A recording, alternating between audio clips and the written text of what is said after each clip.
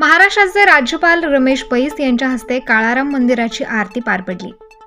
राज्यपाल रमेश बैस नाशिक दौऱ्यावर आले असून पंचवटीतील श्री काळाराम मंदिर येथे उपस्थित झाले। त्यांच्या हस्ते काळाराम मंदिर येथे अभिषेक व आरती देखील करण्यात आली। राज्यपाल रमेश बैस पहिल्यांदाच नाशिक दौऱ्यावर आले असून पोलीस यंत्रणेने मंदिर परिसरात मोठा बंदोबस्त ठेवला होता।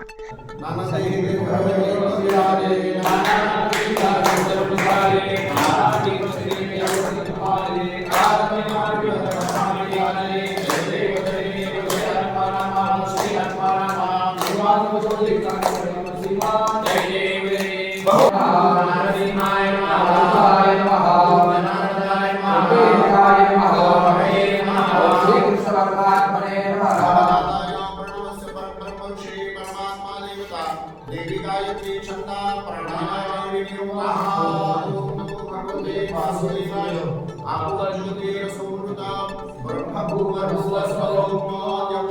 शान्तिरन्तरिक्षं शान्तिः पृथिवी शान्तिरापः शान्तिरोपदया शान्तिः वनस्पतयः शान्तिः। स्टार न्यूज साठी यतीन फडोळ, नाशिक।